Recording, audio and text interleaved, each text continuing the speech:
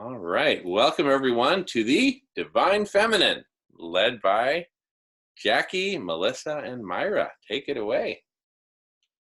Good morning, everyone. So great to see you. Thank you, Jacque and Mayra, for being courageous warriors and leading this with me. I'm so honored to be doing this with you. I'm really sorry I missed your sound thing. I thought it was last night. Your sound event was the night before. Anyway, I just wanted to make a suggestion that maybe we find a way through Block Party to advertise things like that, so everyone knows we don't check our Facebook pages regularly, or find another way to do that. That'd be awesome. And I wanted to start the day just with a sort of thoughtfulness around nature and our connection to Mother Earth and life around us. Our neighbor yesterday called me up saying, "Hey, Mel," and I was in the middle of teaching art to kids online, so I couldn't have a conversation with her.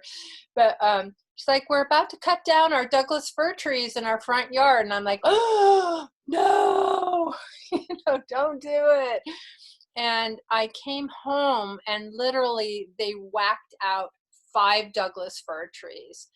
And I was just thinking, oh my God, they just took out habitat for so many animals. And the animals are nesting right now. They've got their young. And so they're defenseless. So there are songbirds. There's a heron who used to sit up in those trees.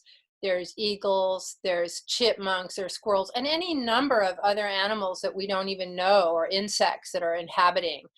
And I just was thinking, how can we help people get reconnected with this intimate relationship with the world around us, so that we have that thoughtfulness or mindfulness before we take an action. There's so many ways to strap trees, tie trees, do things to make them not dangerous around our houses. So I just wanted to open with, actually, this is Celtic wisdom. So I'm Irish descent. My family come from Cork area, like our friends, Stephanie and James. We're long lost relatives. And I was really brought up with this belief of fairies and earth spirits and elemental beings. And most of my work is really about that connection between the human soul and the soul of the world around us, whether it's the waves crashing on the shore or the falling petals, and just this natural rhythm of the world around us.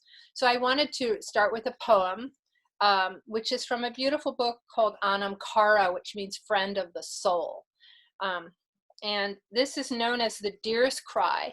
And it's a poem that is on St. Patrick's breastplate. And it's by this is a very ancient poem, so there's no author. And I don't read it in Celtic, I'm going to read it in English.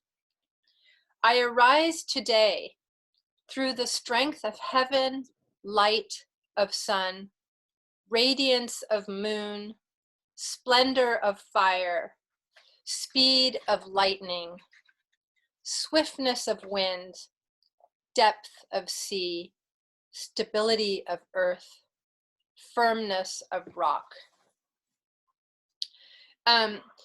This poem really, for me, is about that connection, that we're lost right now and lonely, and we really need this new gentle light where the soul can shelter. And that's why I really love this morning segment, because it's really about this divine feminine holding us all, reconnecting us to the world around us, and really about nurturing ourselves, nurturing our children, nurturing our elders, nurturing all the living beings on the planet, whether they are the one-legged, as the Haida call them, which are the tree people, or any myriad of other beings we share this planet with. So I'm going to thank you so much, and I'm going to pass it over to Jacque now to introduce our wonderful guest speaker. Good morning, everyone. And again, welcome everyone to the Divine Feminine. I love you all, like I know I say every week, but this is the highlight of my week. So thank you again for joining us. I really want to welcome my friend Jacque Morales. We met a few years ago, which what I consider our spiritual journey through our lifestyle. We connected because of our work with children and our devotion to the protecting children. But I think really how I fell in love with her was when I watched her children, when I met her children. They are the most joyful, grounded, authentic young people that I had met in a really long time. And that's when I was just like, okay, this is my soul sister. So I would just really, really like to welcome her to the Divine Feminine and invite her to share her spiritual journey and how that affected her parenting, her work, and her own evolution. Thank you, Jacque, for being with us.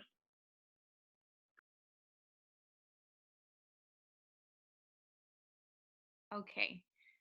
Shift command. Am I good?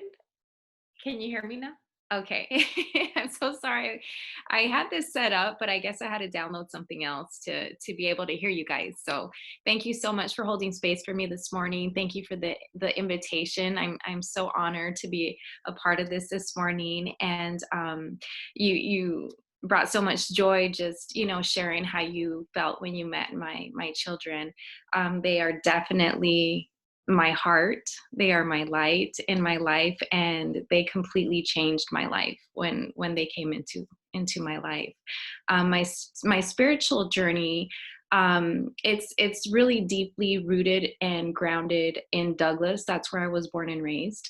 And I'm just so thankful and so full of joy that I was blessed with two amazing parents that raised us in a house full of love. And that's all we knew growing up. We thought that love was just the way of life and the way of the world. And being raised in such a small town, everyone in our town was like that. We're just so connected in a way to where I personally thought that was the way of the world. So when I moved to Arizona, to Phoenix in '95, it was kind of like, it was strange, and it was unfamiliar, and it was foreign, and it was something that I had to relearn because I was just so used to being born and raised in a small town. So I had to learn a lot. I went through a lot of life lessons, a lot of hurt and a lot of pain, but it just built me even stronger in my strength and in my faith. So I was raised in a Catholic religion, and so I'm deeply rooted in that. But I also like to explore. And I like to welcome things that resonate with my heart, with my spirit. And so, I do value and I love how I was born and raised in the Catholic religion, but I like to sprinkle little things in there that I learn along with my journey. And all of it boils down to the root of love. And so I was able to raise my children in that way, and they're just so peaceful. They're so calm, and they're, I guess, woke, if that's the word that we use. And they're just very well mannered, and I'm very thankful to God to have blessed me with children that are grounded and are very grown for their age. I want to say mentally and spiritually. So I'm very thankful for that. Yes. Can you share with us how your spirituality and your journey, especially through the pain, because leaving one reality and entering another one, that crashes in your body. So was that kind of what led you to explore and bring in your other practices? And then how did that affect your choices with how you eat and how you treat your body and the compassionate lifestyle you have? Yeah. So it wasn't until, I want to say, when my dad got sick. My dad had got really, really sick. And it really brought our families together. I already had my children at that time. And it kind of opened another spiritual path of learning how to pray deeply, because my dad at the time was given a 1% chance to live. He had kidney failure, and he was suffering with other things like diabetes and high blood pressure. And so it all came together like in a big conglomerate of things that he was fighting. And he had got really sick with pneumonia. And so that took him down. He was in a medical coma for 3 months. So it was really difficult because during that time was during the holidays. So we spent Christmas, Thanksgiving, all of that in the hospital with my dad. And the doctors did tell us that if he made it with the 1% chance that he had, that he would more than likely be in a vegetable state. So there was a lot in those three months that he was in the medical coma, because he was in the hospital longer than that. It was very, very heavy for me. I was having a hard time dealing. So I started taking something. I started taking stuff for depression and for um, just to feel normal, I guess, if that's the word that we want to use. I just didn't feel like myself. I got really sick. I lost a lot of weight. Um, and then once he did wake up, the doctors were just saying what a miracle he was, because he remembered everything. He was able to walk again. Before we knew it, he was driving again. And so, my dad was a huge miracle and a test of our faith, because our family never stopped praying. We prayed and we believed, and the doctors thought we were crazy because they're like, you guys have, they told us we had to go in there and say our goodbyes and everything to my dad. So that happened.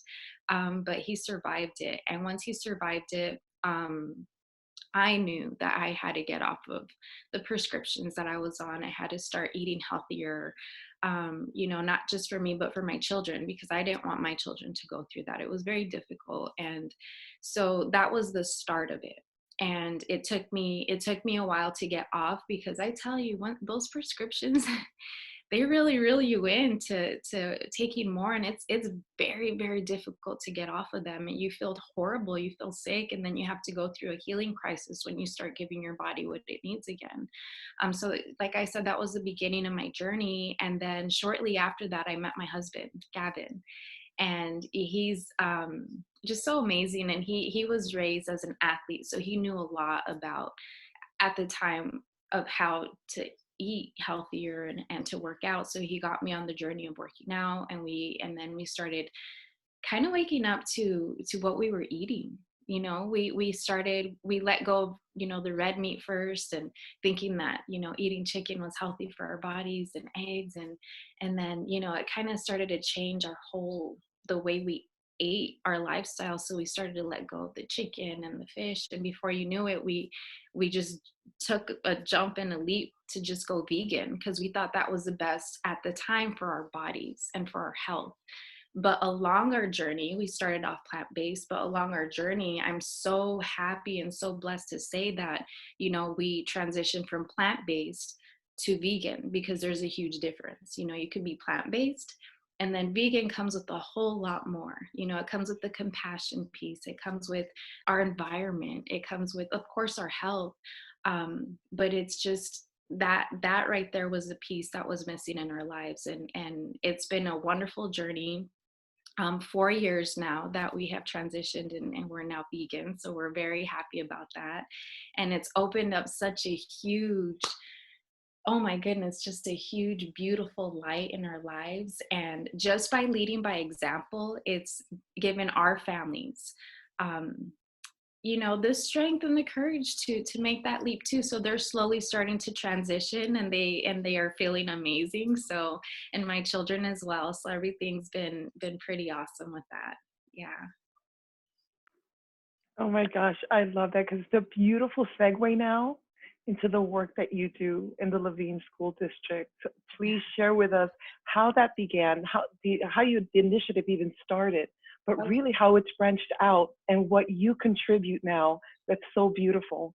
Yeah. So along our journey of our health and healing journey, we had come across, at the time, it was a multi-level thing. It was like a product, a healthy product. But at the time, the doctor that was formulating these products, he shed so much light on again, what to feed the body, and also like opened up a whole new door of going inward, when it came to eating right. So that kind of kicked everything off for us, because my husband and I were talking, and we're like, we have to get to the root. What is the root of getting to change the generation, so that our children's children won't have to go, they'll be born right into it, and they'll think that's their normal. This is the way life is. This is what we should be eating. So I said it really starts with women and the baby in the womb, you know what I mean? And teaching pregnant women how to eat better and how to educate them so that once their babies are born, they already know, and then the baby's born into it. But we started with children, with our next generation, because my husband's a school teacher. So at the school that he's been teaching for the past 5 years is the Levine Elementary. And I'll never forget the day that he called and he said, I got the position as an 8th grade ELA teacher, English language arts. And so we drove to the school. And Jackie, I don't know what happened, but when he drove me, we stopped right in front of the school. And I'll never forget this day. I got out of the car and I just felt something. I felt like just so surrounded and so held, and just, it was an unexplainable feeling. It was very like nirvana-ish, euphoric type of feeling. And I said, oh my gosh, I looked right at him and I said, this is it right here. This is where Live Pure Kids is going to take off. And I said, we have to do it. This is confirmation. And everything kind of fell in its place so effortlessly. We didn't have to really do anything, because as soon as he started, of course, he would always educate his kids about dairy and meat, and he would just sprinkle it in here and there during his lessons. And then at that time, I was already going to yoga school to become a yoga teacher. So I was taking my YTT classes, and the superintendent, Dr. Bill Johnson, he knew that. And he also was doing, I guess, research on his own end. And he had come across a school that had implemented yoga and mindfulness, and it was going really well. And he wanted to try a pilot program. So again, with the effortless thing, he came to us and said, hey, how would you guys like to start a pilot program? We're like, that's amazing. So we started with the yoga in the morning with the kids. We must have started with about 17 kids, 17 8th graders. And throughout the years since we've been there, of course, it's no longer a pilot program. We've done some amazing things there and have won some amazing awards, and have been recognized with implementing the mindfulness and the yoga, the MBS room, the mind, body, spirit room, where, kids that are having a difficult time in class, they can come and they can meet me, or a yoga instructor will do some breathing, we'll ground them, and we send them back to class more calm, more focused, and feeling a lot better. So we've been doing that for the past 4 years, and now, since it's grown so much, we're looking to branch out once we get back to a safer environment. We're going to be branching out to other schools in the Levine School District, and bringing this program with us to help change, so many lives. And the kids, they've transformed so amazing, to the point to where we have parents coming and joining the yoga in the morning, or wanting to come to see how we center the kids in the MBS room, and then our after school program. We have so many parents that come and walk and run and join in the activities. So it's been amazing. It's been really cool. Now, you also, I understand, can you share some of your experience and that the affinity that brought you to the Reiki? Oh, yes. So I remember Kate is one of the instructors at SWIHA, the Southwest Institute of Healing Arts. And I happened to be at Soy, and I kind of just passed by, and I said hi, and she called me into her office, and she mentioned that the owner, Casey Miller, and Mary Ritter, they had gone to Japan to do some more studying on Reiki, and they had gone through a process of learning Holy Reiki. And she said that they wanted to start a program at SWIHA to teach people Holy Reiki, but they only wanted, a certain amount of people. It ended up being 12 people, and Gavin and I were invited, and they gave us a scholarship to take the program. So we took the program, and it was the most amazing thing that we've ever experienced. It's basically, using the Holy Spirit and your healing to bring healing to others. And that program was so touching. And there, like I said, there was 12 of us, so we looked at it as like the 12 disciples of doing, holy reiki together. And it was, it was so beautiful, and it opened up so much more connection to our spiritual connection, and to be able to not only bring healing to children and to families, but also to bring healing through using our own energy, with the Holy Spirit is just very powerful. Yeah. So that's been a blessing. And for us to be invited into it was even more of a blessing. Okay, I have one more question and then we'll open up to other questions. But I just really want for you to share, because so many of us feel that we go on the spiritual journey, on the spiritual path, but then we have to go back to the real world.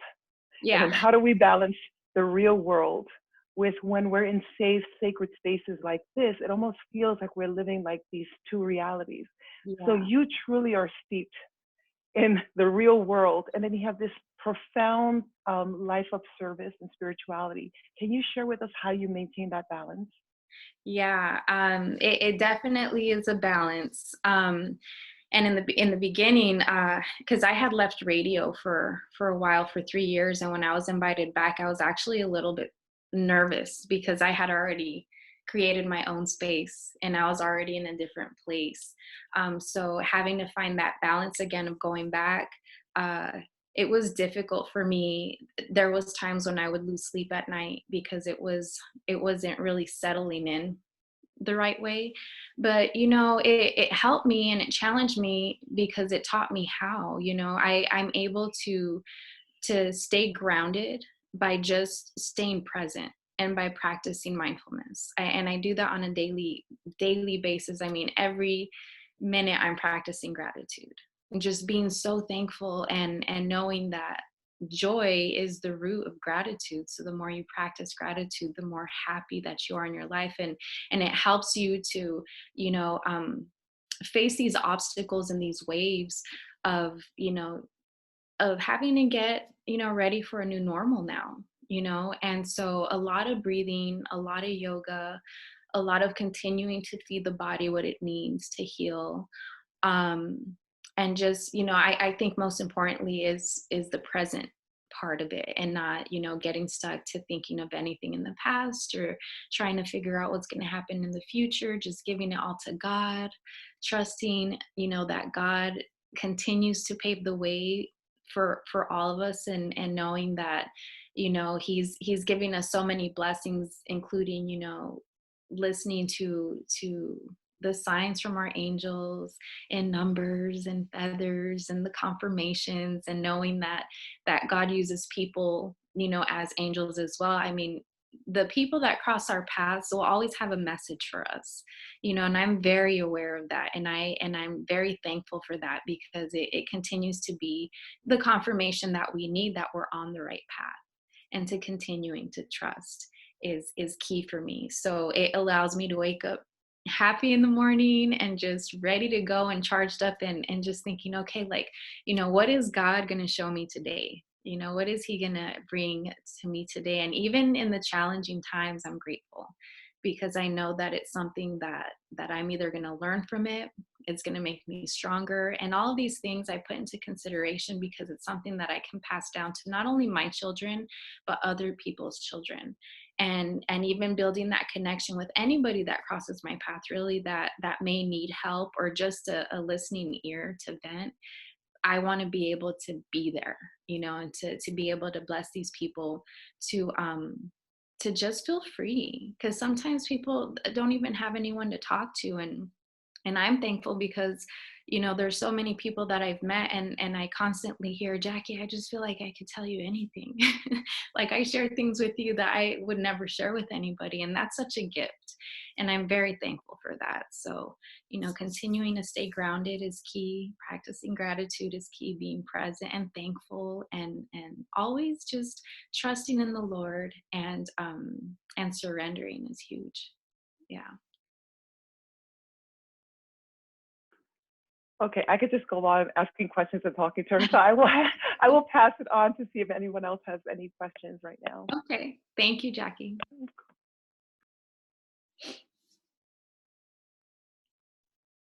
I have something I want to posit. It's a question-ish. Mhm. It's actually a suggestion. And Okay. it kind of goes back to what I opened the sequel with, which is this waking to the sacredness of everything, of all moments in life. And so if I go back to Jackie's question, I would say I used to believe that there were these two things happening. There's the spiritual life, and then there's the reality life. Mhm. But I want to posit that we need to fuse those two together so there is no separation. Mhm. And that's what I believe we're working towards now, where when we awaken in the morning and when we go to sleep, that it's just sacred. We're always connected to God or Creator. We walk through the world in a sacred way. And how do we do that? And how do we expand ourselves to encompass that rather than separating out everything? Because we got ourselves into trouble through separation. Mhm. So I just wanted to put that out there. If you have any comments about that, or Jackie or anyone else, thank you so much. Thank you. It definitely is a practice. And I think that, like-minded people like us coming together, can definitely help, because there's a lot of people out there that aren't very educated. They may be having some experiences with what we usually go through, and they just don't know how to grasp it. I'll use a lady as an example that I'm helping right now. She lives with a lot of fear right now, and the fear is coming from just the not knowing, and so just being able to guide her, not throwing up on her with all these things that we know might be going on, in her life. I'll call her every night, and I do some breathing with her, and I help ground her, and I just give her little piece by piece of what may be going on in her life. And she's just been so thankful, and she recognizing it allows her to know what's going on, to go inward, and to just feel what she has to feel, no matter what she's feeling, if it's anxiousness or worry or stress. Recognizing what it is and allowing it and allowing herself to feel it. And I always tell her, it's okay to feel it and recognize it, but don't stay there. Just let it go slowly, and just to surrender and let go little by little. So I think that, like you were saying, building that bridge so that there's no separation. I think a lot of it is a responsibility for us, to be able to help the people who may be in fear because they don't know what they're experiencing. And I think that when we do that and we help others, it allows us to build ourselves even stronger, because I look at us as healers. And I think that the more people that we help, the stronger it helps us to create that bridge and make it one.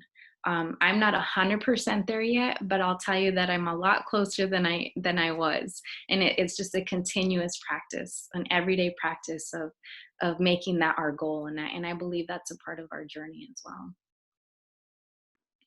Beautiful. Thank you so much. I Thank love you. that, that guiding someone in a kind of humble way too, rather Mhm. than trying to shove something down Yeah, someone's throat and make them without shout do or believe. yeah, very gentle. Lovely. Gentle light you are. Thank you. Mayra has her hand up. Oh yes, Mayra. Hey, Jackie, finally I get I to meet know. you, at least through here. Yes. Thank you. Yes, now there's two Jackies here, so it's gonna get a little bit challenging. Last year and towards the beginning of this year, when me and Jackie Salomon, we will get together every single morning at 5:30 a.m. to practice Hatha Yoga. And throughout our Nani Yoga, which sometimes it would last for hours, and we would try to put events together, Jacque would always tell me, oh my God, you have to meet Jacque Morales. She's an amazing human being, and she's this and she's that, and her husband. And I would like to, maybe if you can allow us, Jacque, to share the experience of like the before and after you and your husband started to introduce yoga to the little kid. And how did it manifest in their lives? Like, as adults, we kind of have that sense, especially mothers, we have that sense when we see a kid that is a little bit more quiet, or a kid that is having a little bit more of difficulty learning. So we know that the mindfulness, the breathing, the yoga, it definitely changes lives. Yeah. And I would like to know if you can share with us that before and after with the experience of this beautiful kids. Absolutely. I know that in Levine, the children there, we're working with a lot of children who may be having some difficult times at home. A lot of the kids are foster care kids. So when they're coming into Levine, a lot of them are a little bit broken, and they just need a little bit of guiding. And so it's been beautiful to watch the transformation, because you're working with a lot of kids that are tough. And I'm not going to lie, in the beginning, working with the 8th graders, I was a little bit intimidated because they can be a little bit tough. But, I think the one thing that is missing in their lives is the love part, that they're not receiving the love that they should be at home. And it's not necessarily an intentional thing. I know that a lot of families are either working a lot. Some parents have, 2 jobs, maybe even 3. And I don't think that it's an intentional thing that they're not receiving the love. So when they come to Levine, I notice such a huge transformation with just hugging them and just loving them and just complimenting them and just sharing stories of what it was like when I was their age, and trying to connect to where they feel safe and where they feel loved. And you would be amazed at I've worked with some really tough kids to where they're going to say some pretty rough things to you, or they'll, give you a dirty look. But I'll never forget, there was one girl in particular who came in, and she was tough. And I mean, she was so tough that she was in the MBS room because she had gotten in trouble. So I was going to help her breathe. And the principal came to me and he says, Jacque, because usually I'll crack the door closed just to give us a little bit more privacy. And he goes, I want you to leave that door open, because I don't know if she might do something to hurt you. And I said, no, she's okay. She was a new student. And so he was still trying to get to know, her as a student. And I said, no, I'm okay. And, she would laugh at me in the beginning. She would make faces. She really didn't believe in the whole mindfulness breathing thing, but she gave it a shot.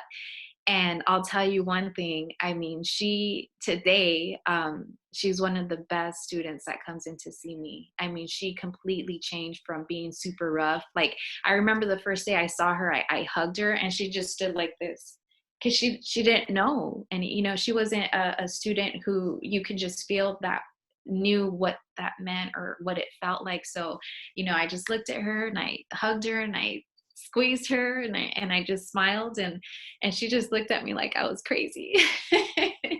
But now, when I see her, I mean, she adores me. She adores Gavin. She's kind. Her grades started going up. She started joining sports at school. She was always complaining about how she didn't like the school and she wanted to transfer and leave, but she's still there and she's playing basketball. And her relationship with her mom has grown, and her sister, because I had both her and her sister coming in to see me, and she just did a complete 360 and is an awesome girl. Yeah. She's super cool.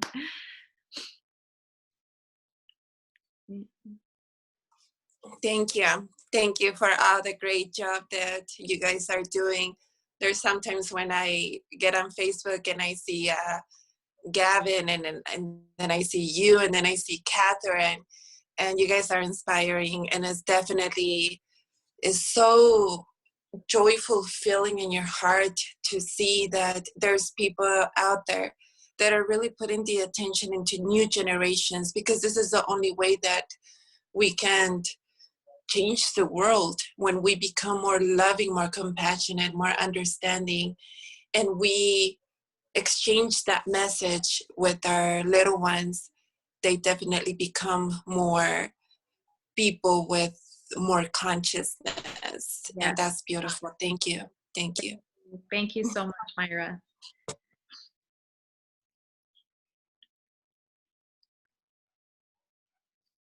If anyone else doesn't have a question, I have another question.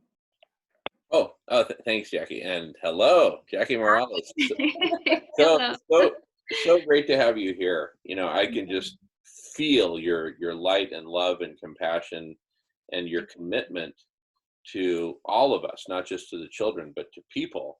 And it's really a beautiful thing. And it's actually making me think that, you see, here on the Block Party, which goes for 24 hours, as you probably know, we cover a lot of different topics.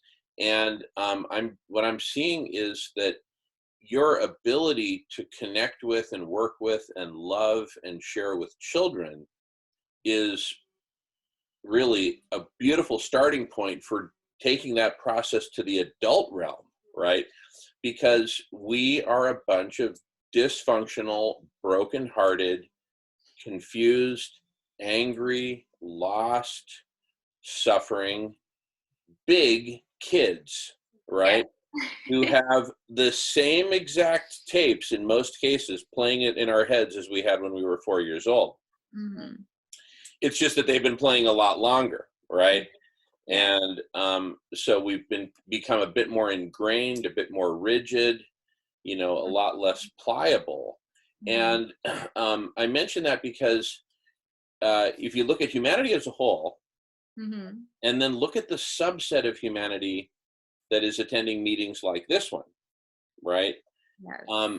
Even within that subset that is like really focused on how do we save life on Earth and all that, you find all kinds of rivalry and even violence. So, for example, you know, at a meeting last week, you know, someone interrupted me and was starting to talk down to me, and I had to say, let's take a pause there.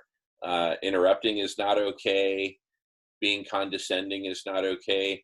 And so, and this is within a group of people where we're all here to save life on Earth. That's why we say we're here. And so I just wanted to put it out there that you and your your skills, your talents, your being is really needed here within this larger effort to save life on Earth by feeding everyone, by cooling the planet. We're up to some pretty big solutions here, but we need to get it together in the same way that you are able to help bring kids together, because we're all the same species.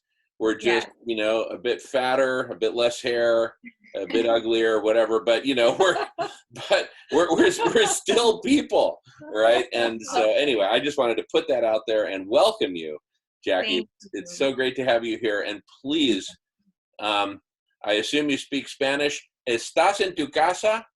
Welcome home. And really, you feel free to just come and go, you know, during the 24 hours. We also have another big meeting on Tuesday. It's all up on radish.org. I just really want to welcome you, and so glad you're here. Muchas gracias. Thank you. It's an honor to be here, and I would love to join in on as many as I can. It truly is a gift. So I appreciate all of you, and I appreciate the space that you held for me this morning. Thank you.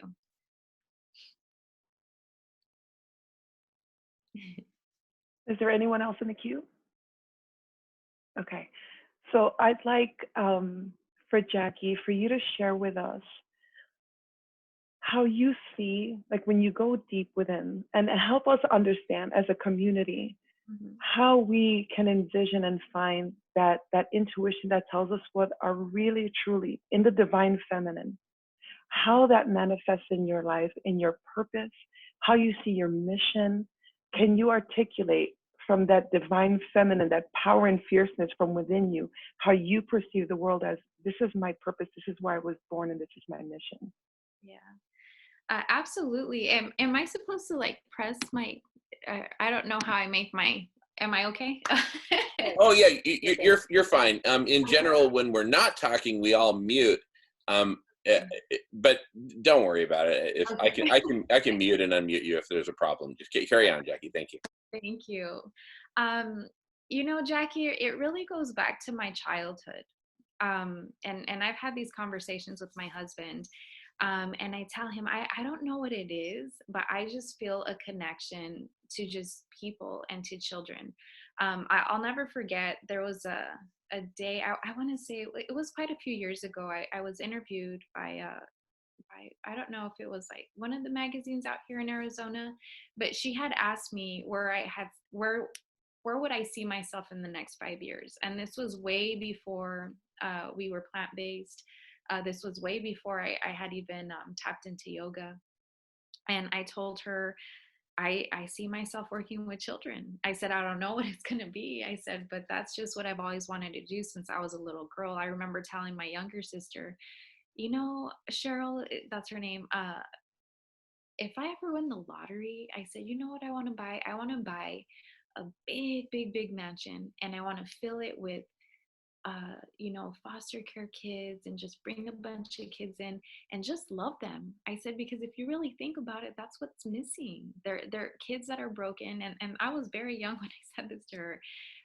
They just need to be loved, because we knew what it was like to be loved by our parents. And it would break my heart to know that there was even children out there that didn't have, you know, a dad, or didn't have a mom, or were in foster care kids. And it was very heartbreaking. So I knew as a very young girl that my job or my journey was going to consist of working with children. But I didn't want to stop there, because everyone needs healing. You know, everyone is going through some kind of brokenness, is going through some kind of trauma, is going through some kind of anxieties, because, you know, it goes pretty deep. We experience trauma even when we're in our mother's womb, because whatever traumas our mother was going through, it's being passed on to us. And it's no one's fault. It's not our parents' fault, because they as children went through their own things. So that's why it's important for us to come together like this and to teach our generation now, so that we can, you know, balance it out and show our children, you know, the way, so that they can raise their children in a more peaceful and loving environment. And so, you know, just like I was telling my husband, that I see myself working with all people, not just women, not just men, not just children, but anyone who crosses my path. You know, I'm here to be of service to anybody. um, I I'm working on a health and healing page that I've been working on for a lot of years. I created it back in like 2004, but I never published it. And lately it's been really tugging at me, and it's really been, you know, I've been seeing confirmation after confirmation that it's something that I need to put out there, because I've been a public figure in Arizona for about 13, 14 years, if not more, but I've never really put myself out there. And I feel that I'm just at a place to where I need to. It's a calling, because I want to bring healing to anybody that crosses my path, even if it's just a smile. You know, it's like I tell my kids before they would leave to school, okay, what's your job today? To make at least one person smile, mom, you know. And I'm like, okay. But now I think that there's a bigger need for not just, you know, smile, but to bring some kind of healing to people. So I told my husband that, you know, this health and healing page, I'm opening up to everybody, you know, because, you know, we've talked about women empowerment, we've talked about you know, just working with children. And I said, no, I said, everybody needs it. You know, men need it, women need it, children need it. You know, if a man crosses my page and he sees something that's going to help him to take it back home to help his family, you know, then that's what it's all about right there. You know, and it's open to all races, to everybody, to human race page, because because I feel that the demand is there and I feel a calling to do that. So that's where I'm at in my journey. I'm very excited about it, and I'm very thankful to have the support of group meetings like this. Thank you. Oh, I have a question, Jacque. Do you have any like video recordings of yourself working with the kids? Because that would be really fun to see. And it's something I could imagine that you could put out there in the world as a role model and inspiration for other people. There's a couple of videos that we have out there, and it'll show like snippets and clips of me working with the kids, but moving forward, there will definitely be more. A lot of the times at the videos and the private stuff that I have, I really can't put out there because of I don't have waivers filled out from all the parents to be able to put their children's face in the pictures and videos. But that's definitely something that we've talked about. And I mentioned to Gavin that once we do start to get back into the schools, the first thing that we're going to make sure we have is a waiver form signed from all the parents of the children who are participating in Live Your Kids yoga and after school program, so that we're able to post more videos with the kids, more pictures with the kids. And yes, I will definitely be posting more of that. You might want to check out the George Lucas Education Foundation.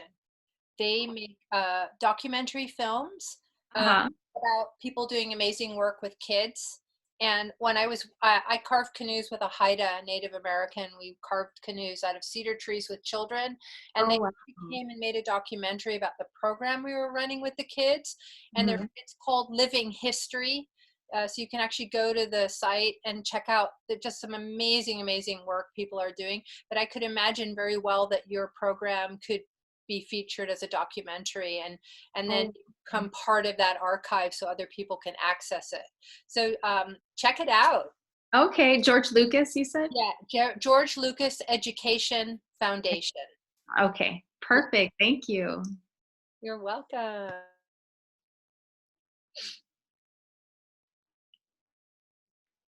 Jacque, I'm very curious for you to share with us when you started the work in the schools. And I know that you were approached by someone higher up, so you felt embraced, you felt safe.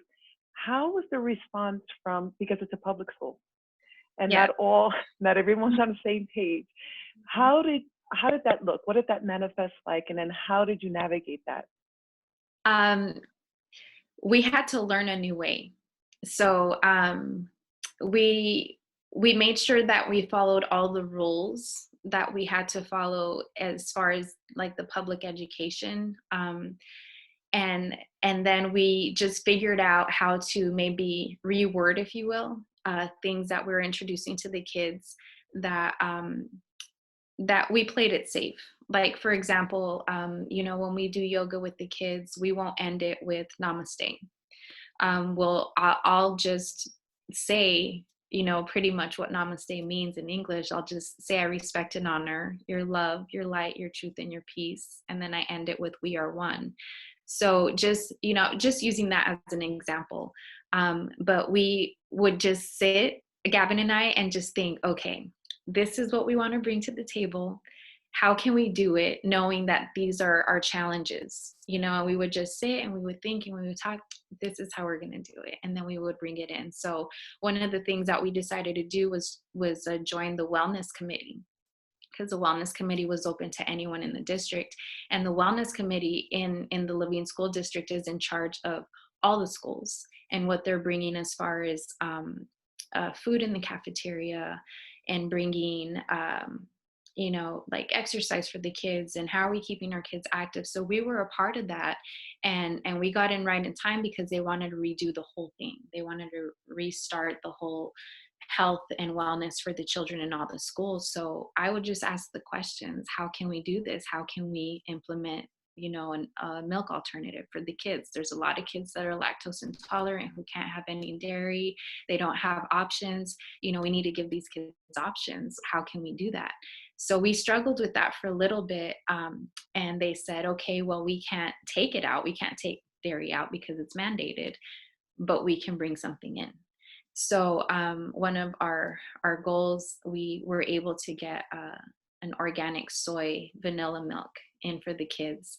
And another thing that we're working on right before, all this happened was they have a share table in the cafeteria. So whatever the kids don't want to eat, they would put it at the share table for the kids who maybe didn't have enough money for lunch, and they'd be able to eat something. So, we started reaching out to companies and businesses that can donate plant-based options for the kids. And I had asked the chair of the wellness committee, well, since we can't take anything out, can we put some stuff in the share table for the kids? And so we can get donations, and we're also going to be starting teaching the kids with the after school program how to make their own almond milk. So there's a company called Almond Cow that donated one of their machines to make almond milk, and then we're going to bottle it up and put that on the share table too. So it's all about asking the right questions and just working with what we have to get things into the school that are much needed, but doing it following the rules and bringing change that way. And it's just been really catching on with a lot of schools. And so we do have the support of the principal, the superintendent, and the new superintendent that's going to be coming in.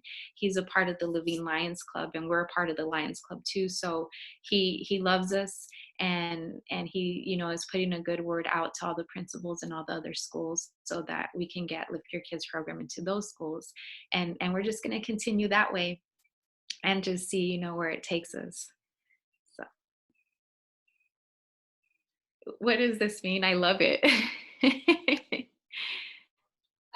This means awesome. It's like clapping your hands. Okay. Like, I love it. like something, it's like, wow, awesome, fantastic. Okay, good. I love that. Thank you.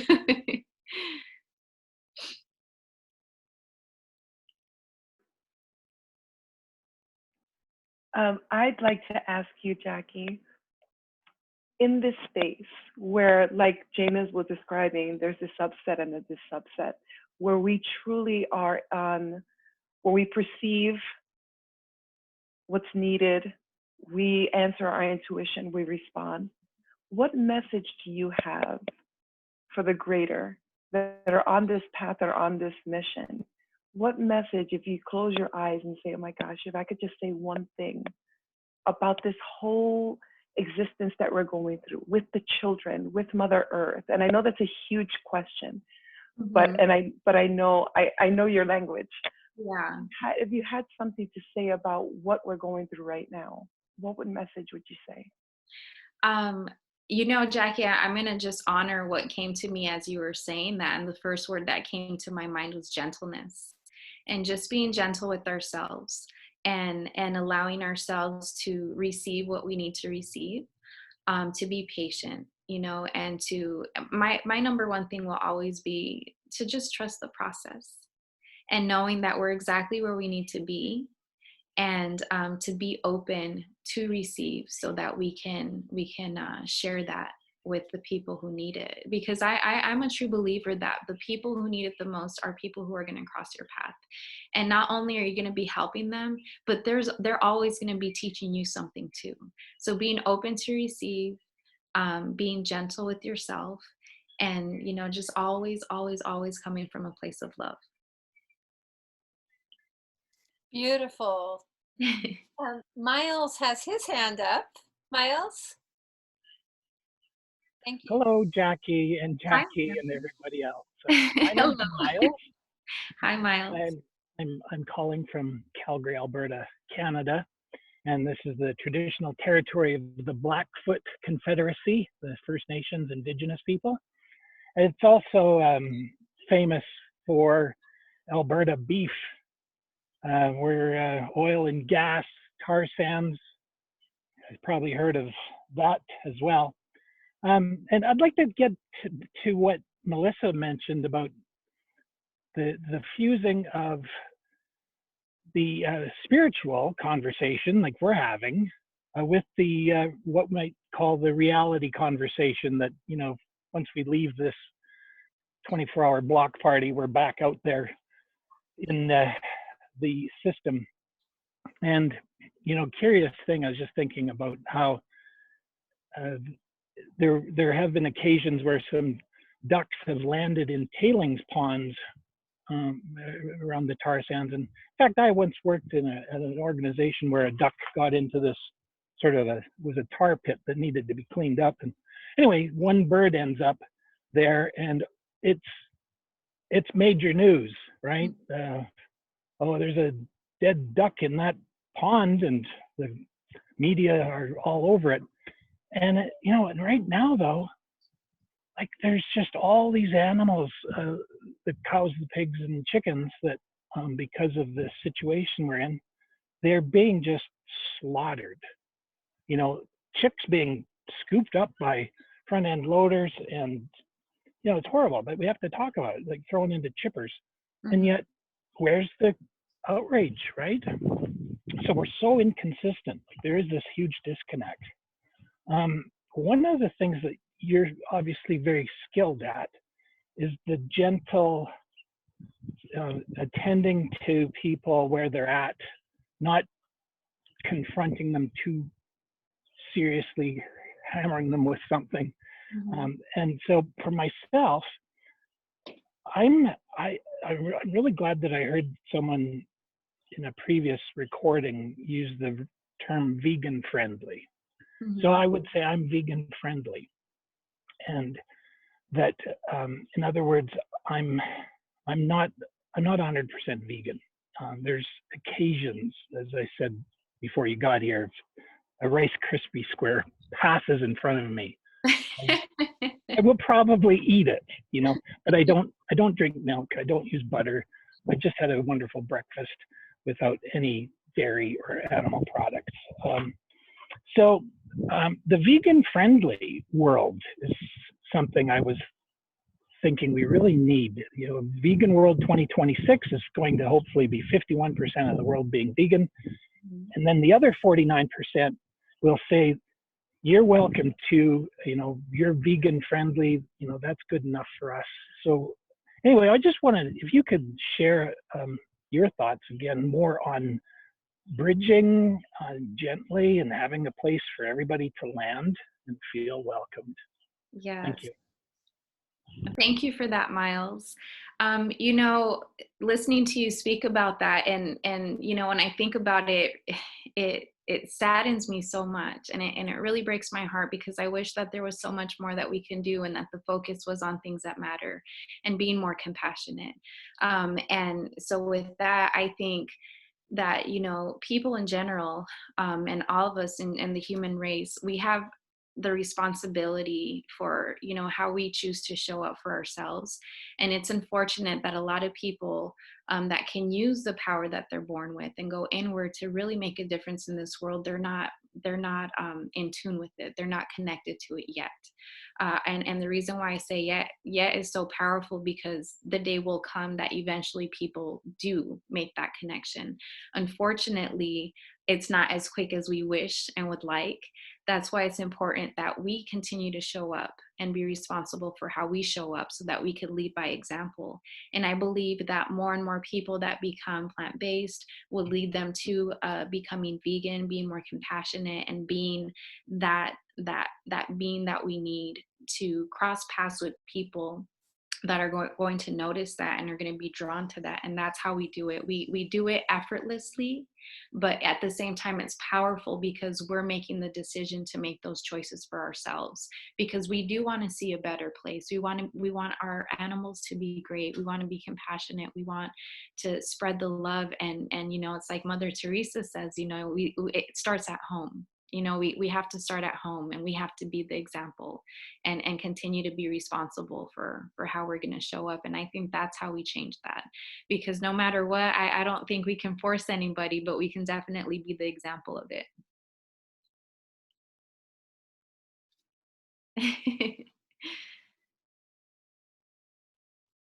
Beautiful. We have James has his hand up. Welcome, James. Yeah, thanks, Melissa. Thank you, Jackie. I agree exactly with everything you're saying, actually, but in relation to what you just said there, I agree as well. But I believe that your work with the children, you're doing the good work, because that is the primary work that needs to be done. You see, the idea like that the world now in 2026 will be 51% vegan, and the others will slowly be educated. I get that, because you're fighting an uphill battle when you're trying to convince people who have eaten meat all their lives, and as I've been one of them myself, no, I have to speak like here as a non-vegan, like. But the problem is, you see, that at the moment when you're trying to convince the other 49%, you don't have to really, really worry about them at 49%, because they're getting older. This is my point. These generations are getting older. So you're doing the good work because you're working with the children in the right way and teaching them more principled things in life, especially more principled and valuable assets in life, life lesson assets. Because we are facing a totally different future where there's no going back to the normal, and as a number of scientists are saying and everything else. Anyway, point is, we have to prepare the children for that as well. And so I believe you're doing the good work, and I think another one of the programs like that definitely should be introduced, because I know it's an uphill battle when you're struggling against the curriculum system in the schools. And they have to, and that is the problem, like that is, in essence, that is the problem, the curriculum in the schools, because all that way of teaching has to be changed as well. It is fundamentally that way of teaching that has got us where we are today, and why we're all brainwashed in the way we are today. And the adults have been brainwashed. But children, as we all know, even Rudolf Steiner says that the child is always connected to the spirit up until about just prior to puberty, but they're always in connection. They have that spiritual connection naturally, and especially the younger they are, because of the more innocence and the less polluted their bodies are. And that's one of the teachings of Steiner anyway in itself. But the point is that the adults have been conditioned and programmed, and though we may convince 51% of them the right way of thinking, that's what about the eating side of it anyway alone. That is one achievement. We also have to teach those 51% that it's now more important for them to teach their children new methods of how to face life, view life, and live with life, and live with each other. And one of the other key words I think should go in there should be compassion. So I think you should then try and introduce a therapeutic hour as well in your classes, where you could put it across as being a therapy quiet hour or something like that. But while they're quiet, they have something to occupy their hands and do some gardening or something with them. But you can be teaching them then through that little lessons when they have questions about the gardening. You can tell them and teach them the value of the gardening, the value of the food and the proteins of it, and the necessity of it as well. Children are sponges, you know what I mean? We just need to change that way of thinking for the younger generations, and the older generations will soon be, wiped off, and that way of thinking will be wiped. It's just a matter of changing right from the beginning. So start with the children, and you're doing the good work as far as I'm concerned. So fair dues. Thanks.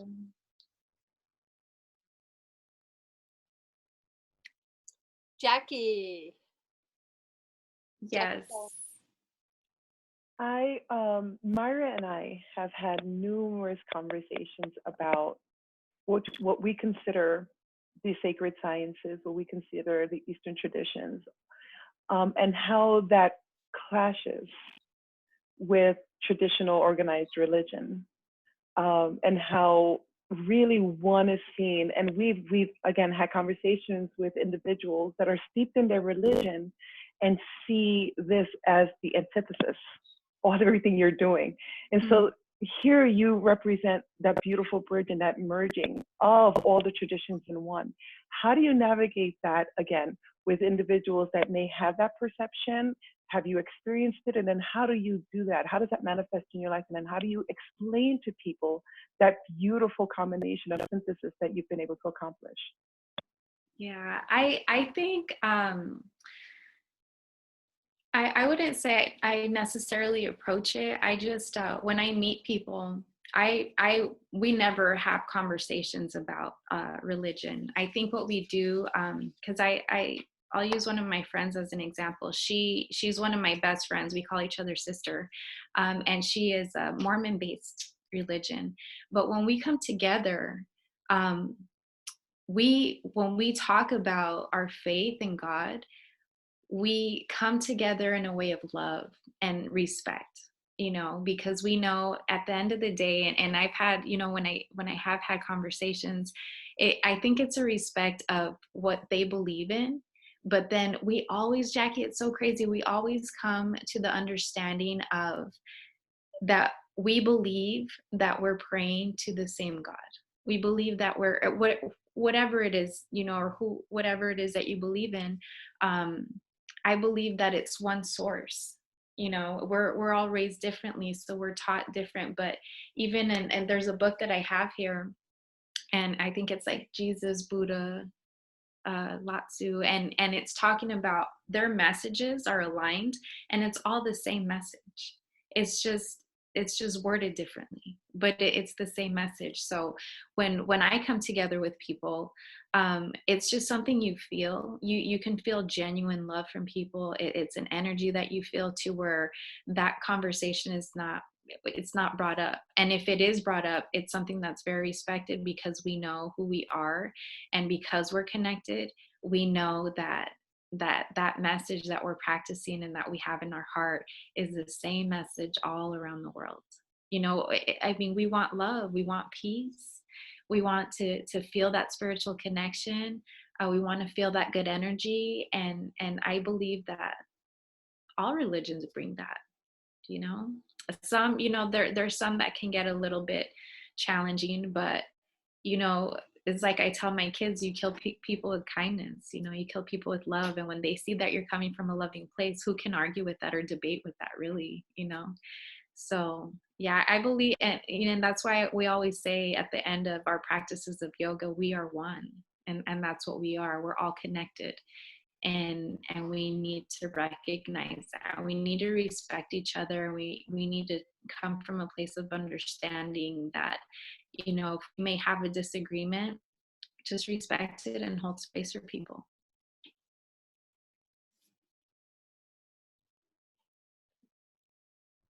Thank you. Okay. Mayra has your hand up again. Her hand up again. Yes, I like to mention that with no doubt, talking about religion or politics, because everybody is a world, everybody has their own beliefs, and talking about those two subjects, it almost always, I'm gonna say, not for a lot of people that are already in the spiritual level, because there's religious spiritual people. But I do notice that individuals that we practice this type of disciplines, like for instance yoga, sometimes we do get badly attacked by a lot of religious leaders. And it's sad. I'm not a person that I like to be in fights or that I like to confront, even though sometimes that is like the only option they leave me. Either I walk out or I confront them, like you say, with love.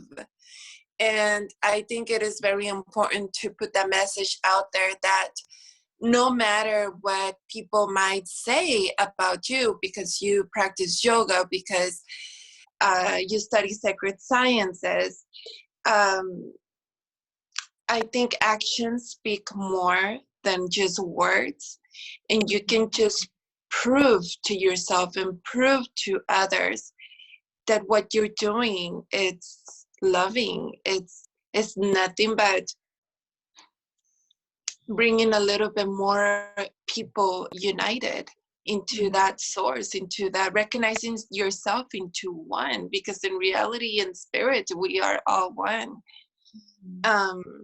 But yeah, definitely I wanted to bring that up, because in a lot of places I have been told many names, that I'm the devil, that I worship the devil, that it's just, it gets challenging sometimes, especially because you're at those places. You show up because you like to help, because you become a volunteer. But then you turn your back, and then they start telling you this is a person that you don't trust.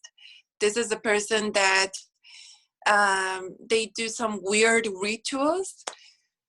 And all you have to do is just smile at them and say, well, we both believe in God. May God bless you. Maybe your path is different than mine, but at the end, we are all going to the same one, to the same source. I'm glad that you brought that up because, definitely it could be challenging and a struggle. But the one thing that I've learned on my own personal journey with that is when people are uneducated about a lifestyle, you kind of have to just say it's okay. It's okay, because it's almost unfair to debate with someone who doesn't know. It's how can you even hold a conversation with someone who's uneducated about a certain lifestyle? We know because we've educated ourselves. So what I've learned in the past is that it's okay. And if they're open to being educated on it gently, share a few things with them about educating them with yoga. I know for us, that was a challenge for us in the school because we did have a few parents that thought that yoga was a religion, so they wouldn't let their kids come into yoga. So whenever we would cross paths with these parents and have the conversation, we would explain to them, yoga is not a religion, and we would break down to them what yoga is. And yoga is unity, and it's love, and it's, gratitude. And so we would have those gentle talks with them. And before you know it, their kids would be coming in and they would see the difference from their kids before they started yoga to when they would come home. So sometimes people just need to be educated a little bit. And when you're not educated on certain things, it could bring fear. And we all know how ugly fear can be, because it makes people angry and it makes people, no, I'm right. You can just give them the floor sometimes and let them be, because you know in your heart what's true, and our job is to educate and that's what it is. Teaching people to unlearn what they were raised to believe so that they could learn a new way can be uncomfortable. And so it takes some time. It's like peeling layers, and, you just have to be patient with people who may not be coming from the same place that we come from. I'm going to call on Miles next, but I just wanted to add something to that. I have studied yoga for a long time, and I was dealing with this very contentious person at some point in my life, and I was trying to be compassionate and be patient and et cetera, et cetera. And it was Zen practice of yoga, and I went to the master. We had koans, and I said to him, look, I'm really working on being compassionate and being patient. Patience, but this person is just being so horrid. What do I do? He goes, well, there's something called fierce compassion. And he said, sometimes you just have to say, F you. And so I just wanted to mention that because I think this boundary setting is also really important. I think love, absolutely, but boundaries too. So if I go back to what Mayra was saying, some people, regardless, they say that ignorance is not an excuse, right? Mm-hmm. That we all really do know, even though we might feign ignorance to not know something. And so I just wanted to say that there has to be this balancing between setting a boundary that's healthy and not allowing people to hurt us also because we're sensitive and loving, but at the same time, by practicing compassion or fierce compassion at times, to create a healthy environment. Yeah, I really like that a lot. My teacher taught us that you can still love people, but I'm going to love them from over here. You can love them from afar. And during times like that can be challenging. I've learned, and like I teach my kids, when that happens, because we're always going to be surrounded by it, is you either learn how to swim under the wave or learn how to ride the wave, but don't allow the wave to crash you. So during those challenging times is where we use it to our advantage, to challenge ourselves to go inward even more, to use those distractions and the noise of the world to go in, right? And to breathe and to allow that to make us stronger, because we're warriors, you know, we're in this together, and we have to learn how to do that for ourselves. We're responsible for how we show up, right? So we have to choose, okay, how am I going to show up with this person that may be difficult and challenging? I'm going to use that to my advantage. So in all reality, they're gifting us to make us stronger and to go inward and to be more true to who we are, to ourselves. Beautiful. Thank you so much. Miles has his hand up again. Thank you, Miles. Okay, thank you. Well, the conversation about the conflict sometimes that occurs with different religious perspectives, and if somebody's particularly exclusionary in their religious thought. By chance, just yesterday on YouTube, a video came past me from the Parliament of World Religions. It's a 30-minute video, and it's titled Inspiration and Hope During COVID-19. So the link is in the chat, and you can just put your finger on that or click and copy and paste it and watch it. It really is a beautiful video of all these religions.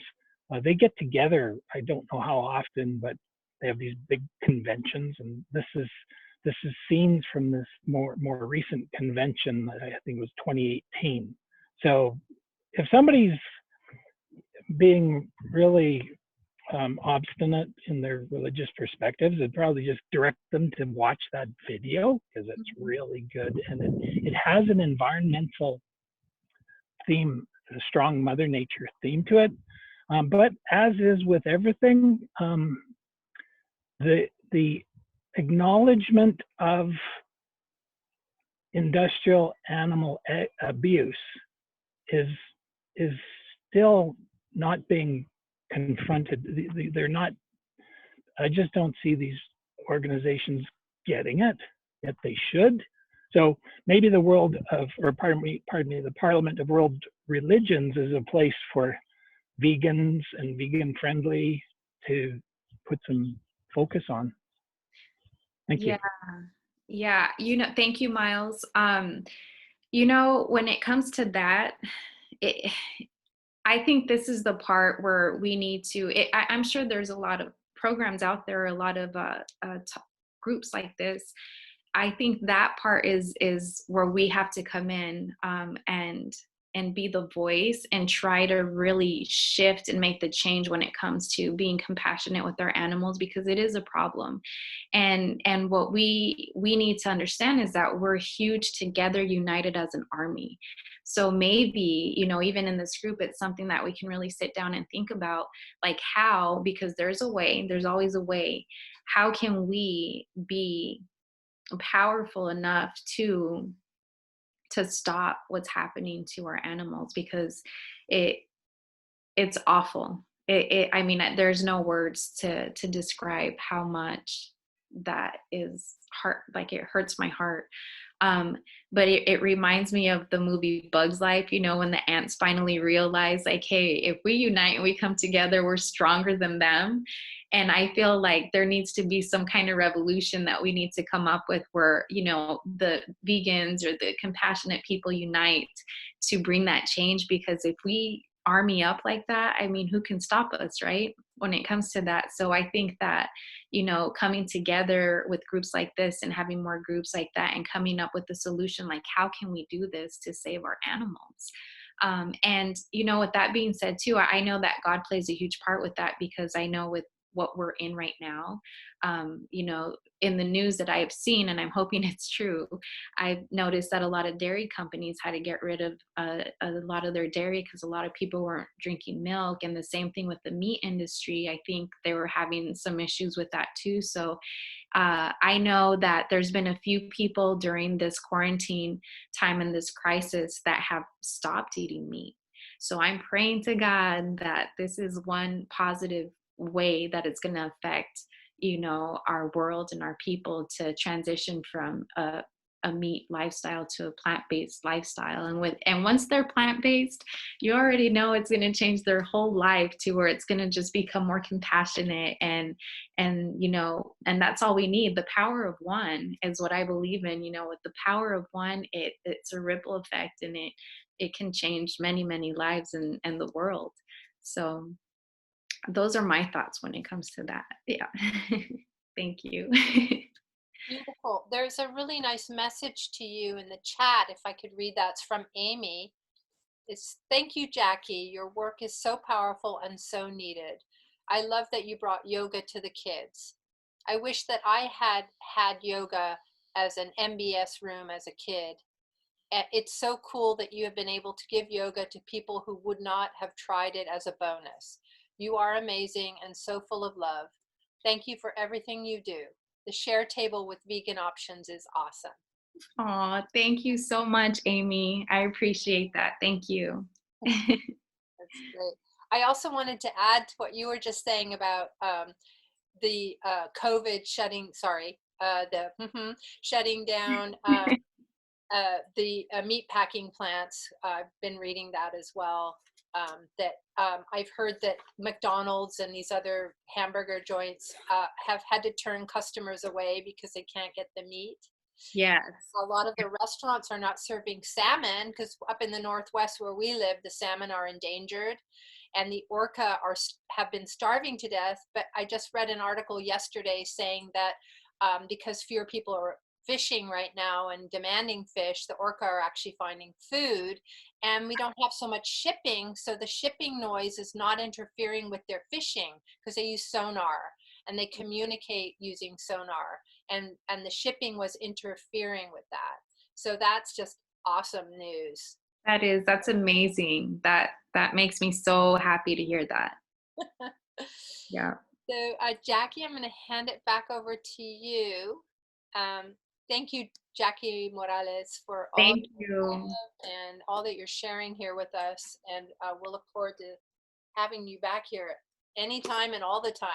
Absolutely. I would love that. Thank you so much. And Mayra also has her hand up. Thank you. Okay. Go ahead, Mayra. Yes, I am going to leave for about 15 minutes, but I'll be back. Hopefully Jacque is still here.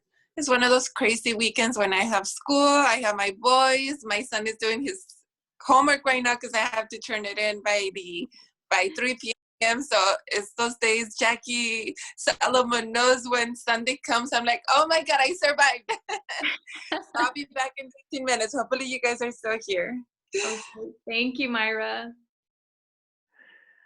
I do want to honor that Jacque does have limited time, and I just want to honor her schedule. And again, thank you from the bottom of my heart for accepting this invitation. Your light, your love, and it's so like you just radiated. And I just really needed to bring that light into this space to really show the world really what's going on the micro level, so that we can fuse that with what we're doing here on the macro level and understand that when we approach it both, it does become effortless. When we shine that light like a prism in all directions, it all fuses in love, it all fuses in compassion. So thank you for being you. Thank you for following your intuition. Thank you for being a light. And as a mom that I feel all children of the world are my children, for all those children, thank you. Thank you, Jacque, so much. It's been an honor. I really love this group. I do plan on joining in and jumping in again because it's much needed. And I mean, I'm just so grateful. I'm grateful for you and our friendship. That was definitely not by accident. And I love you, and just your children are bright lights as well, and your family. So thank you again. It's been an honor. It's been awesome to meet all of you, and I hope to see you guys again soon. Okay, have a great weekend.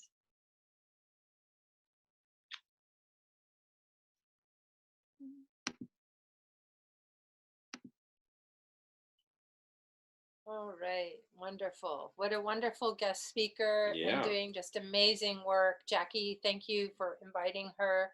You're doing such a great job, Jackie. And I just have to reflect back to you the light that I'm seeing radiating off of you, and your beauty and your smile and your love and your compassion that just is really touching all of us so powerfully. And thank you for building this platform. Like, I can really see you being a radio broadcaster. I don't know. You've got a new line of work coming up, honey, in television and radio for transformation on the planet. But, God bless you, girl, for stepping up and, embracing your power and your divine feminine power and wisdom and beauty. Really wonderful to watch your I guess I could say transformation, or just evolving into your higher purpose this way. So I just wanted to reflect that back to you. And wow. Wow. We forgot to do that. Yeah, let's do it now. All right, Better late everybody, than let's never. wow Jackie. Get yourselves off Everybody mute. Everybody unmute. And we're Ready? with on Melissa's lead, we're all gonna say wow 10 times straight. Yeah, You lead you gotta us. take a deep But breath in, everybody unmute. deep breath out. If you could unmute yourself, that'd be awesome. Here we go. Wow. Wow. Wow. Wow. Wow. Wow. Wow. Wow. Wow. Wow. Wow. Wow. Wow. Wow. Wow. Wow. Wow. Wow. We'll never make a choir. Meant to be. Oh my goodness. Melissa, Jamen, this, again, I truly had faith. I truly believed. I truly trusted that everything that I studied, it was not intellectual. I have become the embodiment of everything that I've learned. And Miles and I were talking about this yesterday, how I feel. And I was thinking about future projects that we're working on, and how, to me, to reflect truly our mission and our purpose is to no longer intellectualize or believe, but to be the embodiment of this message. And I believe that I am no longer Homo sapien, that I am Homo ahimsa. I believe that now every cell in my body is radiating to that vibration, has awakened to that awareness that I am Homo ahimsa, and I know nothing else. And so when we embody it, that's when we truly reflect with authenticity, because it's not coming from here. It's coming from every cell. It's coming from the spaces in between. It's coming from the void through us to shine this light of truth and awareness and love and compassion. So we have that more obligation to, when we can work on ourselves, to work on ourselves, because that is the only way out. We have to come from within and radiate that healing out.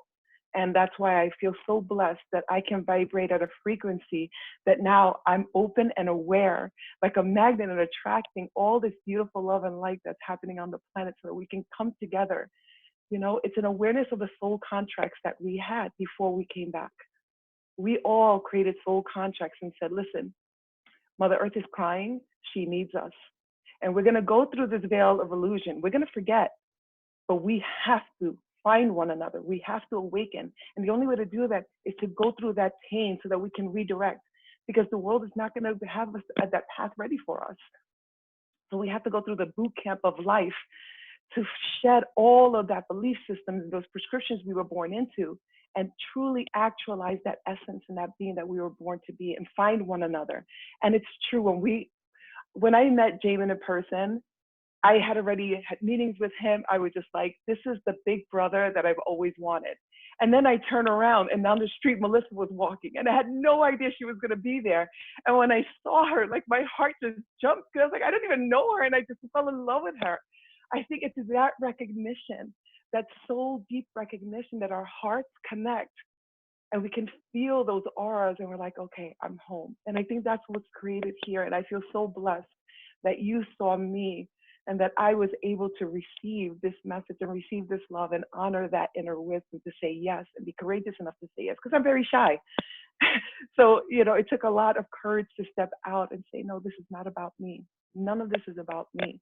This is for the greater good. And so this is the space that's created. So I just want to honor that and thank you all. And my friends here, my family, love you all. Thank you, Jackie. Jamen has his hand up. I love being able to say that to him. Okay, Jamen. Okay, thank you. 5 minutes. I think. Okay, so I actually want to reinforce what you said, Melissa, honoring Jackie, because we've all just had an experience in the last hour and a half of meeting Jacque Morales and just seeing what, I mean, it's just wow. She is just incredible. And what I want to reflect back to you, Jackie, and I don't think it's a mistake that you have same name, different spelling, right? Because you are another Jackie, and I'm just gonna share with you how I'm experiencing you right now, and I'll do a comparison with Jacque Morales, not as a competitive thing, but just as a comparison. So I see very similar heart, just that pure love, pure light. I see Jacque Morales very much in her local community doing her thing. I mean, she is there at the school. She is with every kid. She is just there. I see you as that, and I see you taking on the whole world. And when you say that all the world's children are my children, I totally feel that. And when we're talking Operation Stone Soup and feeding the world, I know that's exactly where you're coming from. So I believe you were brought here on a very, very, very special mission. And to the point that I could not imagine going into this next meeting that we're going to have starting in 15, 20 minutes or whatever without you. Because these meetings where it's just like a bunch of us smart dudes get together, you know, what do? We start sword fighting, right? It happened last week. And it's just a waste of time, waste of energy. It's beyond a waste of time. You come out of there brain damaged, heart damaged, right? I'm reminded of the famous hockey player who was like an enforcer. It was his job to hurt other people, and he was effective at it. And then he committed suicide, right? It's like, you know, from a guy's perspective, it's beaten into us. You got to get out there and fight. I don't care if it's in school. I don't care if it's in the workplace. You fight, you conquer. And if you have to put down other people on the way, tough shit for them, you know, that's their problem, but you keep swinging. And so well, I'm really, really excited about our next meeting. And putting this into practice. In fact, if I'm not hijacking things, I'll give a little prep for that, but I won't do it right now. I'm going to let this conversation play. Thank you. And then we can do that. We're going to just cut him off now. He's cut him off. Yeah. All right. Okay. So much fun being the boss for 5 seconds. I'm just kidding. Miles, you had your hand up. No, just kidding. Does anybody else want to add anything? No. I want to just back up and say something in response to what you said, Jackie. Is that I don't know how others of you feel, but it's kind of like we've been tested in our life to see, you know, how strong the metal is. You know, it's like, are you going to give up, or are you going to continue on? You know, at various points along the way of the journey of life, this constant testing of, are you going to give up, you know, or are you going to keep going on? And now I find like this is our time. I don't know if the rest of you are feeling that. Like I've kind of been waiting for this time to arrive all my life and kind of preparing for this moment.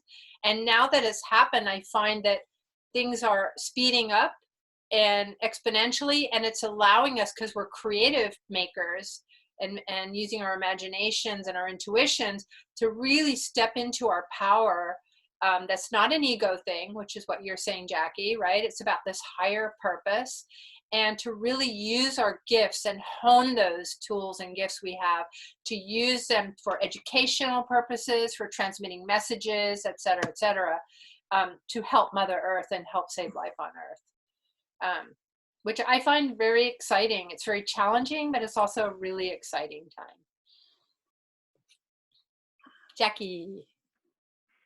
I was having a conversation yesterday about love and about to understand. And I guess the way my understanding came from was to understand my mother and the disconnect that happened, and how she was able to, and I say this lovingly, I'm not saying this with judgment, how she was able to betray her nature as a human, as nature, as a mother, as the feminine, as a divine feminine, to betray all of that intuition and that instinct because of what life had created around her, because she didn't know enough to be resilient enough. And so she calcified that space around her heart to protect. And it just got smaller and smaller until it's squeezed and there's almost no light left. That's sad to me. That's so, so sad to me. And I believe that what happened is that love, the language of love, which is a higher frequency, you know, our bodies are instruments of sound. And so when we communicate with one another, when we use that vibration, we use our bodies as instruments, there's opuses that we can play. And to me, love is that universal opus. And it's almost become an esoteric language. The language of love has become almost a lost language.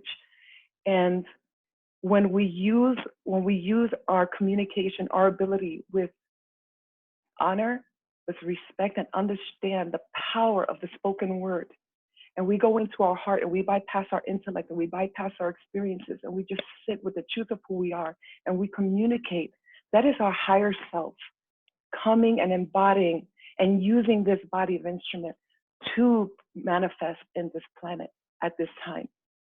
And so when we work on ourselves through our yoga, through reiki, through meditation, we literally take our bodies and we upgrade them so we can hold that frequency of love, so we can embody that frequency of love, and then we can share it and be that conduit of our higher self to be present in form at this moment. I feel like that's what's happening. I feel like we've come together and we radiate that for one another. So even some of us that don't practice, it doesn't matter. Through resonance, I got your back. I've done the work and I'm here for you. And together, all you have to have is the intention. Together, when we come together and our hearts come together, that resonance just grows exponentially. And that's the magic. That's where true manifestation happens. We create this space with that divine feminine of the void and exponential possibilities. We together say that is possible. And we will hone that and we will bring that energy from the void. That divine feminine will usher in that future that we know we deserve, that we know that Mother Earth deserves and the children and the animals deserve. And I feel that that's what's happening. And I feel like my whole life, my compulsory learning did not prepare me for this. It was my intuition. It was my natural learning that guided me to say, you know what? That's a piece of education that you need. You don't know why. You have an affinity to learn this. It doesn't match anything else, but there's a passion there. And so when I started putting all of those passions together, it wove together a beautiful tapestry of who I really am as a being and what I was meant to do. It's like the puzzle pieces were just thrown all over the place. And when I knew enough to where to find them and put them together, now I see the vision and the picture. And now it makes me so happy and joyful to share that with everyone else. Thank you so much, Jacque. That's so you. It's so wonderful. Miles has his hand up. Miles. Yeah, so that divine feminine and the love that Jacque expresses is expressed in a way that I'll speak for myself as a man, but my man brain is a little less connected to the Mother Earth than the divine feminine.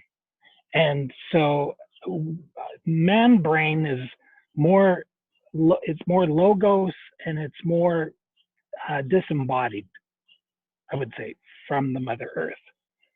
So this is this strength of love that Jacque and Jacque, previous Morales, and everyone here, Mayra, Melissa, and there's men that have eros too, but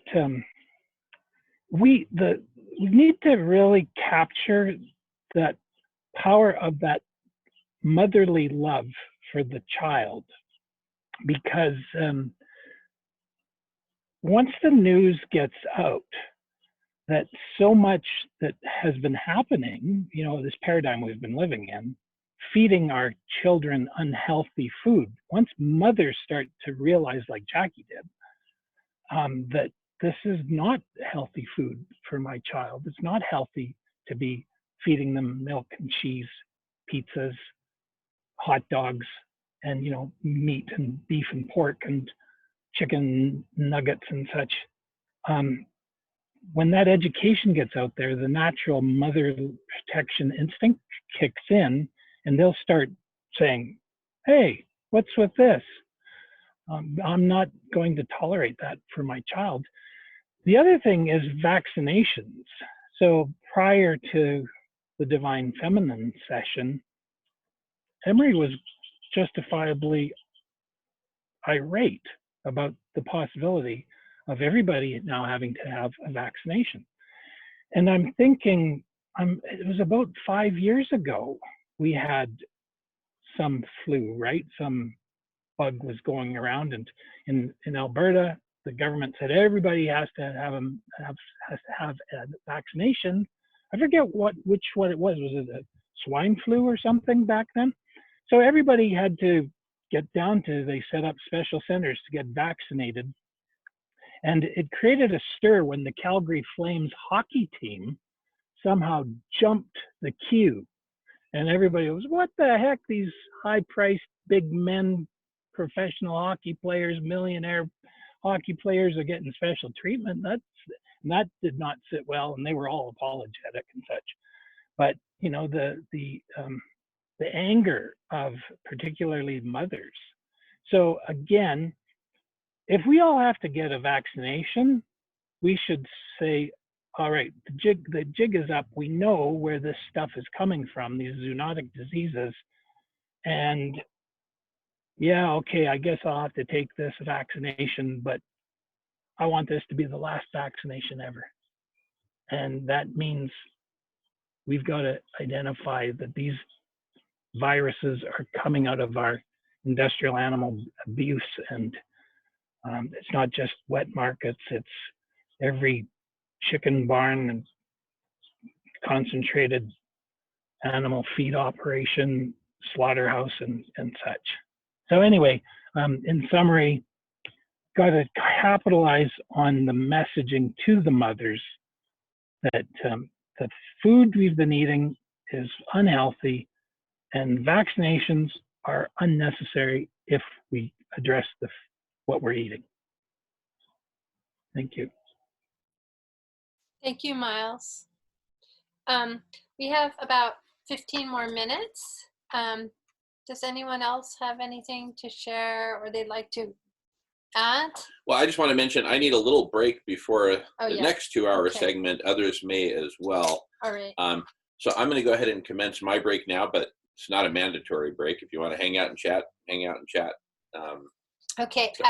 I just want to read a poem then to conclude. Love, and I'll see you in a few minutes. Down Love with you, this. sweetie. Love Thank you, honey. And Miles, I just wanted to say one thing, that the love that you're talking about, it's called agape.